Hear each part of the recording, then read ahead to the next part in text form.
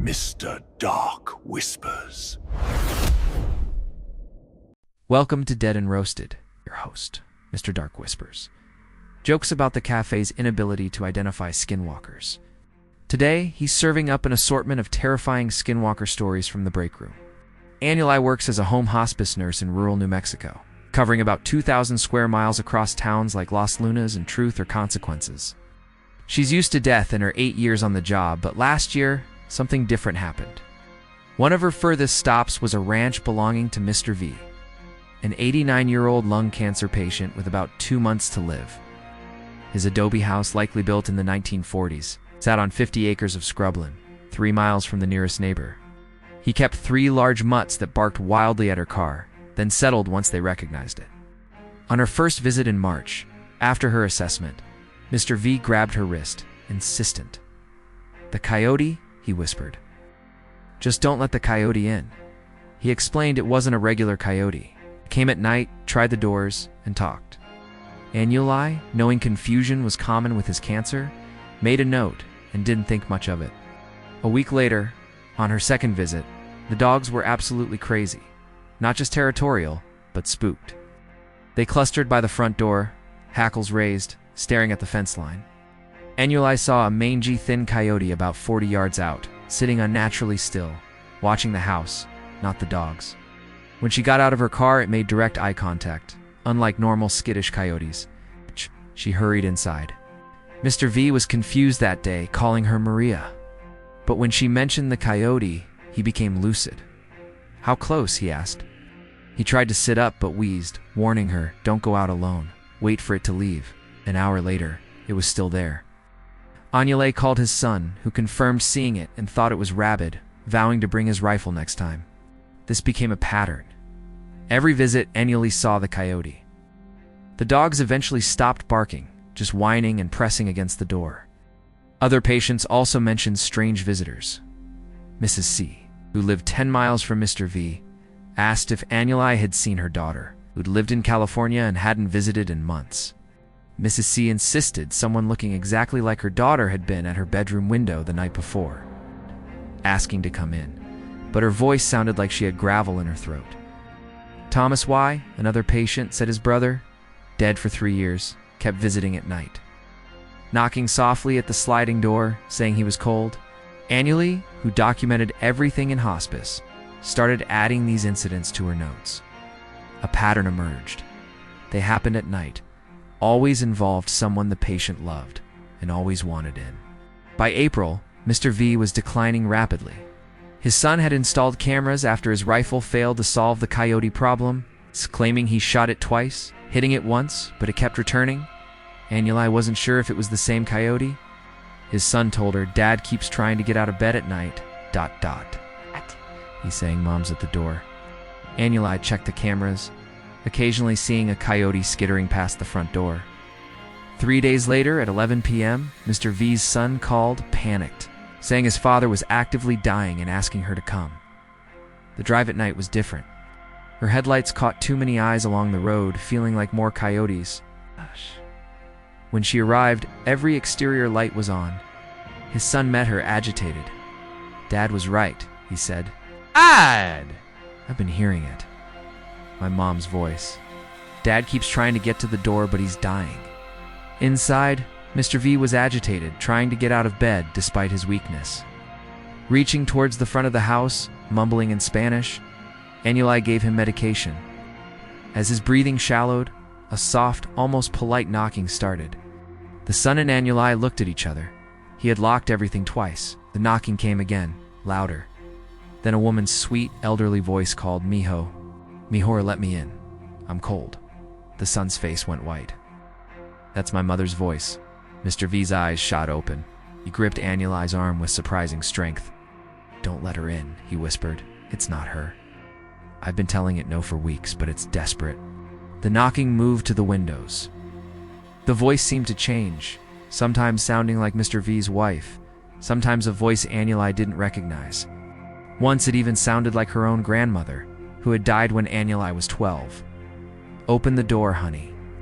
I've missed you," it said in that voice, seemingly talking to Annuli. The son cried, hands over his ears. Mr. V was fading, but still fighting, still trying to warn them. Then, complete silence. Even the wind stopped. They waited 5, then 10 minutes. The sun peered out the front window. "It's gone," the sun whispered. Annuli knew better. In hospice, she learned to feel death entering a room. The air changes, gets heavier. Something had definitely entered. Mr. V's breathing hitched. His eyes went wide, looking at something behind Annuli. She turned, but saw nothing. Though the room was colder, Mr. V died at 3:17 a.m. As funeral home workers loaded Mr. V's body, one paused. "Ma'am, is your dog okay?" Annuli looked where he pointed. At the fence line, the mangy coyote sat watching. But now there were 2 of them, identical, with the same patches of missing fur and the same unnatural motionlessness. The second one turned its head towards her, opening its mouth as if to speak, but nothing came out. Then the 2 trotted off into the desert. Annuli finished her shift, documented everything, and attended the funeral. After that, she started paying attention, noticing how many patients mentioned visitors' dead relatives at windows, familiar voices calling from outside, always at night, always wanting in. She switched to working only day shifts. 3 weeks ago, her own dead mother called her at 2 a.m., the voice perfect, saying she was outside and forgot her key. Annuli didn't answer, just lay there. She no longer does home visits and doesn't answer her door after dark for anyone. Doug Flitt recounts his chilling experiences working in the Permian Basin oil field. First sighting. His 3rd week, he saw a small yellow dog, a lab mix perhaps, near well 47, while checking a pump jack. It was skinny, but not starving, simply watching him work. Stray dogs were common in the oil field, but this one looked like it had survived for a while. He tossed half his sandwich towards it. The dog didn't move, but kept watching. When he got back in his truck, the sandwich and dog were gone. Routine. 2 days later, saw the same yellow dog at well 15. Same distance, same patient watch. He threw beef jerky. The dog waited until he was back in his truck before creeping forward. It moved strangely, real careful-like, as if its feet hurt. Doug thought it might be full of cactus spines. He joked aloud, "You following me, buddy?" By the 2nd week, it was routine. He'd pull up to a site, and the yellow shape would be in his periphery, always the same distance, watching. He started packing extra food, and it always disappeared when he wasn't looking. Danny, a coworker, noticed him tossing food at well 23 and warned him that farmers would shoot strays. Doug felt this dog was different, too careful and too observant, like it was curious about his life and work. Week 3, a change. Doug pulled up to well 10, the furthest site, around 2 a.m. Visibility was bad. The dog was already there, closer than usual, about half the distance. Under the harsh LED floodlights, he could see it clearly. Some lab mixed with something else, its body a bit off. Its legs were longer, body shorter. As he worked, he felt it watching, and he threw jerky. It walked directly up and took it, using that careful, cautious walk. He realized it wasn't pain making it move that way, but rather a deliberate choice. "Getting braver, huh?" said. It looked him directly in the eyes. Its eyes weren't green, they were amber, almost red. As he headed back to his truck, he saw the dog stand up. It didn't push up with its front legs like dogs. It sort of unfolded. Back legs first, then front legs last, almost vertical before dropping to all fours. He thought of his daughter doing cartwheels, but this was kind of robotic. Continued observation. After that, he paid closer attention. The dog was always there, but never on his drives between sites. He'd drive 15 minutes across empty desert, arrive at the next site, and it would eventually show up. "Why me, bud?" he asked. One night, he swore it beat him to his sight, even though he was speeding. Danny again joked it knew his route. Doug didn't believe a dog could cover 40 square miles so fast. He tested it, breaking his pattern, hitting wells randomly. It didn't matter. The yellow dog always found him. He wondered if its senses were that good or if it could cover such distances. Week 5. Close encounter. At well 30, a difficult sight requiring both hands. He heard breathing behind him, not panting, but slow, deep human breaths. He spun around. Just 5 feet away was the dog, its spine arched, its eyes human and not human-like. but like a person's eyes detached from him and placed into a dog's skull with brown irises and white sclera, stared at him with intelligence that made my skin crawl. They stared for several seconds, then turned and walked away. A disturbing thought popped into his head. It walked like something pretending to be a dog. He called in sick for 2 shifts, needing to rationalize, thinking it was sleep deprivation or carbon monoxide. But when he returned, the dog was waiting at the first sight, sitting at its usual spot, looking at him with those human eyes. He knew he hadn't imagined anything. He stopped bringing food. It didn't care. It still showed up, still watched. The worst part was the silence. This thing was absolutely silent, just breathing and watching. He started carrying a tire iron, and the dog's eyes tracked to the weapon, then back to his face, seeming amused. Week 7 Transformation. At Well 8, an isolated site, at 3 a.m., the dog was closer than ever. As he focused on gauges, it made a sound, almost words, from its throat. Ow.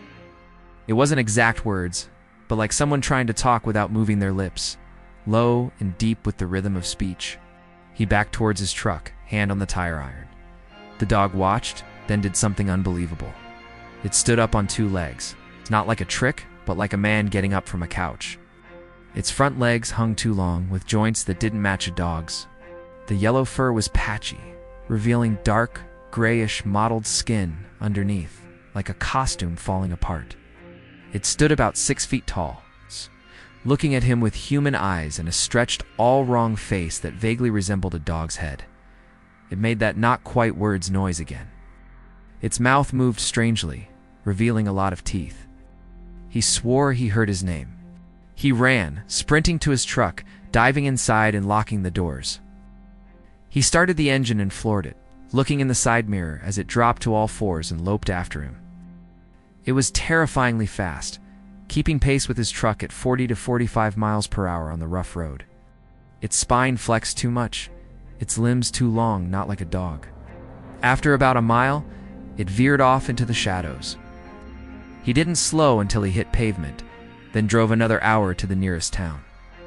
Parking under the brightest lights, staying until sunrise with the engine running and doors locked. In the morning, he checked for damage. Both sides of the truck were dented, the windows spiderwebbed. On the roof, pressed into the metal like a brand, were handprints. He drove straight back to the university, asked for a week off, which they granted. For the rest of his field research, he had no issues. To this day, he has a renewed fear of the dark. An anonymous storm chaser recounts strange experiences during a 6-week solo trip across the Four Corners region for graduate school. He was paid $2,000 plus expenses to deploy and retrieve weather monitoring equipment ahead of storm systems. A job he'd done before, but always with a team. The loneliness was a relief after years of shared student housing. The first 2 weeks were smooth. He'd check forecasts, deploy equipment, and camp near it to save money. About a month in, near Shiprock, a massive volcanic formation, he noticed something off. A storm was building, and as lightning flashed around 10 p.m., saw something moving across the mesa, about a quarter mile out of person, running as if deeply out of breath. Another flash. It was now a couple of football fields out, human-shaped, but moving on all 4s, faster. Darkness. He waited for the next flash, hand on his camp knife. Nothing. Finally, another flash. The mesa was empty. Whatever it was had vanished. He barely slept, keeping tent flaps open despite the rain. In the morning, he found tracks in the mud near his camp. Ow. They started as handprints and footprints, like someone crawling, but gradually changed, fingers longer, palms wider, before disappearing into sagebrush. They looked like coyote prints, but not quite. 2 nights later, camping near Mexican Hat, it happened again. Different storm, same figure during lightning flashes. Something pale, moving across rocks on 2 legs in one flash, then all 4s in the next, covering impossible amounts of ground. This time, it circled his camp. He tracked its movement, north in one flash, east in the next, south, west. What was it doing? What even was it? He started sleeping in his Pathfinder after that, claiming it was due to storms, but really, it was the feeling of being surrounded by metal and locked doors. He acknowledges that storm chasers can see odd things due to sleep deprivation, adrenaline, strange lighting, or electrical charges affecting perception. He'd seen ball lightning that looked like UFOs or dust devils chasing cars, suggesting this was probably just another desert oddity, a trick of the light.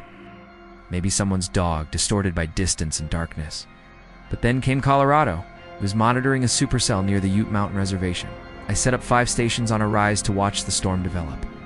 His scanner crackled with warnings. In his tent, watching radar, he heard someone say his name. Anonymous. Come out. It was clear as day close by, with a sore throat voice. He froze. No one knew he was there. It wasn't a campground or road. How did they know his name? He realized what was wrong. The voice wasn't from one direction. It was moving quickly around the tent, like someone running in circles, maintaining a conversation. Lightning flashed. In that split second, he saw a shadow on the tent wall. Human-shaped, but malnourished, with bones protruding, pressed against the fabric. He grabbed his knife, unzipped the tent fly, and burst out. It was gone. But a smell hit him, dead and wet dog mixed with electricity. Another flash revealed it, crouched behind a boulder, pale skin stretched over a frame that didn't fit. Like a living taxidermy human, not a man. Its face was almost normal, but its eyes reflected lightning more like an animal's, and its mouth opened too wide when it spoke.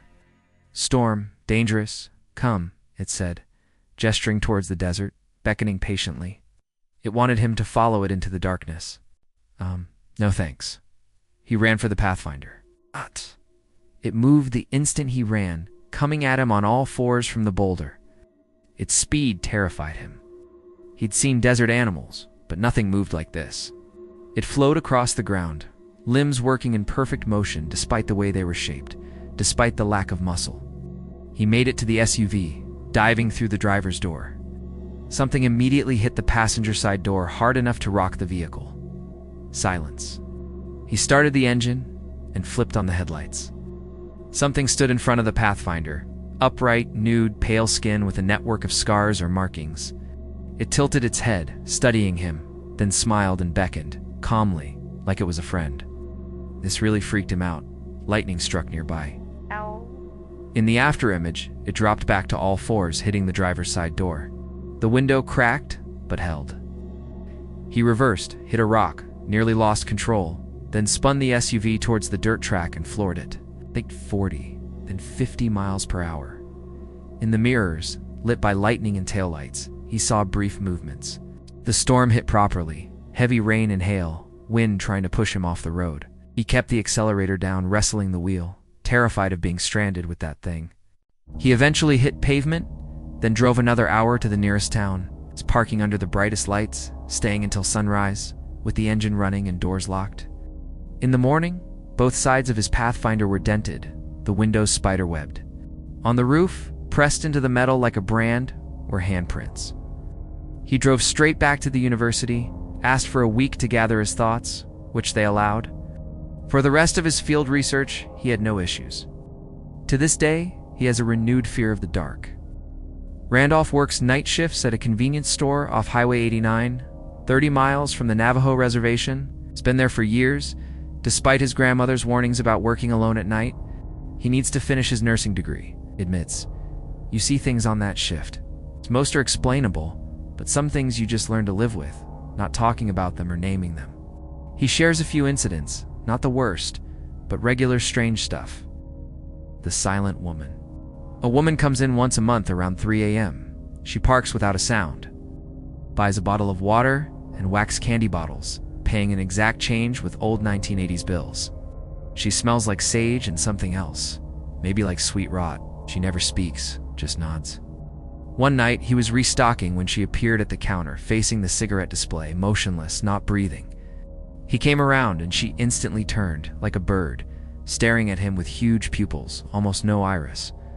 She placed her items and money on the counter and left. He never saw her blink. The backward hitchhikers. People see hitchhikers along this stretch of Highway 89. It's always at night, always walking north, but backward, facing traffic. Truckers hate it. They'll slow down and the person will turn, revealing an unfinished face like clay with missing features. One trucker, shaking badly, Told Randolph one got in his cab. He'd stopped to check his load, left the passenger door unlocked. He got back in, started driving, and saw something with long hair and a thin neck in his sleeper berth. He drove straight to Randolph's store, pretending not to see it, parked under the lights, and ran inside, leaving the door open. Highway patrol checked. The cab was empty, but there were small, childlike handprints on the inside of the windows. The haunted freezer. The store itself has issues. In the back freezer, Randolph sometimes hears footsteps on the metal floor while doing inventory. Despite being alone and the doors locked from the outside, he just keeps counting, and it usually stops. Worse is when customers hear things. A lady once asked who was crying in the bathroom. Randolph said no one, it was empty. She insisted someone was crying like their heart had been broken. She made him check, but it was empty. When he came out, she was pale, saying the crying stopped the second he walked in and sounded like it came from inside the walls after that. The night watcher. They get almost customers. People who pull up, sit in their cars for 5 to 10 minutes, then leave. At night, they sit with lights off, a cigarette, cherry, or phone-lit face. One regular, an older man in a pickup, parks in the same far corner spot, sits for exactly 13 minutes, then leaves. Every Thursday, around 2:30 a.m., he's done this for 2 years, never coming in, never acknowledging Randolph. Randolph asked his manager. She grew quiet. She said he used to work the night shift there, until one night, someone walked in who looked exactly like him. Same face, clothes, name tag. This duplicate just started walking alongside him, straightening shelves and checking receipts. The real one ran out and never came back, but he still comes and sits in the lot. I think he's keeping an eye on things, making sure it's really me in here and not something else wearing my face. The worst thing? This happened one winter during a bad cold snap. A quiet night, no customers for hours. Around 4 a.m., an old Navajo man came in, wearing jeans, boots, and a flannel shirt. But he moved like a zombie, as if his legs might give out.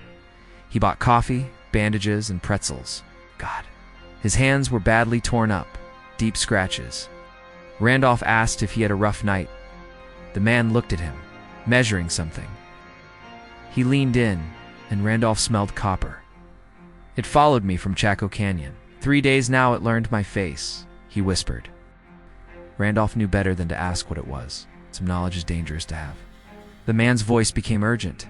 If someone comes in looking like me, exactly like me, don't serve them. Don't speak to them. Lock the doors and wait for the sun to rise. He left. Randolph watched him drive away, his old truck struggling in the snow. Thought he'd never see him again. But 20 minutes later, he came back. Same truck, clothes, parked in the exact spot. But this time, he moved perfectly. No zombie-like motion. He bought the same items in the same order. As he reached for his wallet, Randolph saw his hands. Untouched, smooth, unmarked skin. Randolph rang him up without speaking, took his money, gave him change. The man smiled. That's when Randolph knew for sure. First man's teeth were crooked, his left canine chipped. This one's teeth were straight, perfect. Cold night, it said. Randolph nodded, unable to speak or move. It leaned in and Randolph smelled copper, but underneath that sweet rot smell I'd noticed on other things. When it whispered, he felt the words more than he heard them. It tasted like coffee and fear. Then it left. Randolph locked the doors, turned off the pumps, and sat in the back office until his manager came at 6 a.m. He said he was sick, went home, and burned sage until his apartment reeked. He called his grandmother for protection prayers. She knew without him saying anything. "You saw one," she said. Then she stopped. Don't say the word, especially not those of us who know better. It's a bad thing. It's getting bold, showing itself in town now. Randolph still works nights, still sees strange things or hears about them. But he keeps salt in his pockets, wears blessed turquoise from his grandmother, and now he knows the difference between the strange but harmless things and the thing that wears faces.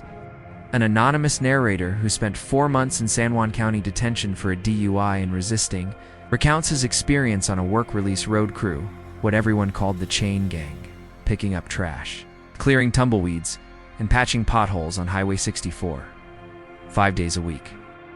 They woke at 4 a.m., bust out by 4:30 a.m., and worked from 5 a.m. until noon, then back to jail.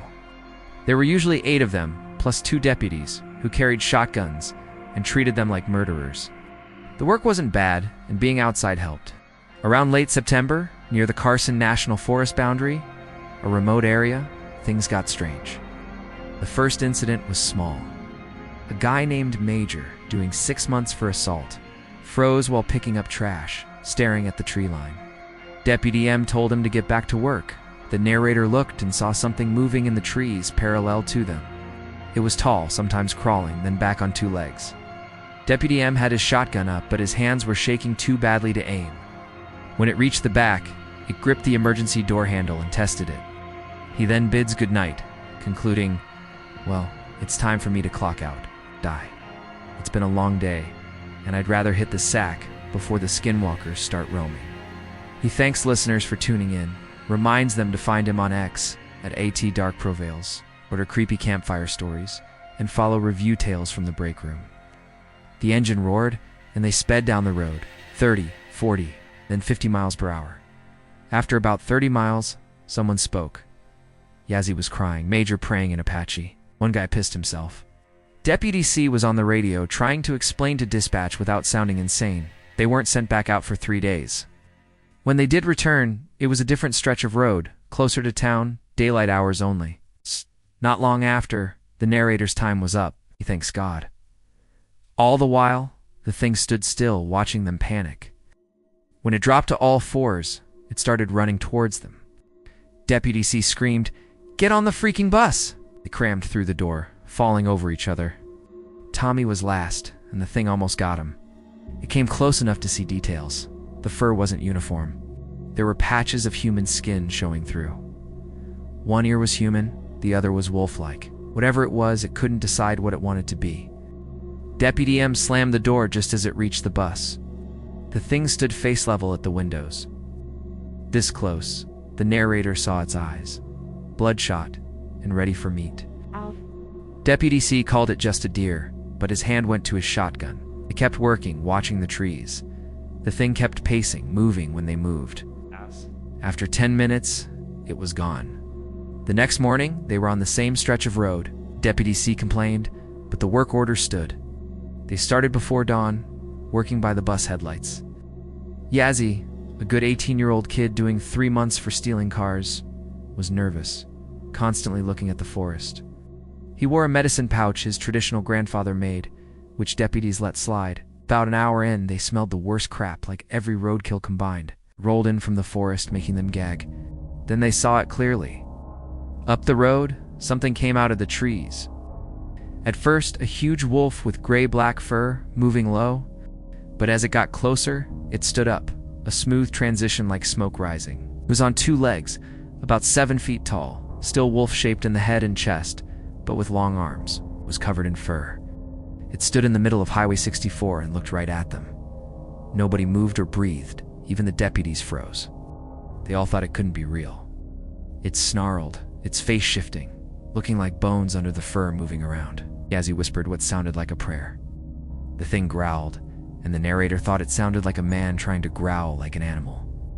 He wondered if it was a guy in a werewolf suit trying to get shot. This broke the spell. Everyone screamed, scrambling for the bus, 8 grown men pushing and shoving. Deputy C yelled for order, his voice cracking. The engine ground, and the thing walked alongside the bus, trying to keep pace, running its hands along the windows. He describes skinwalkers as a staple to the horror story diet and believes the viewers are satiated.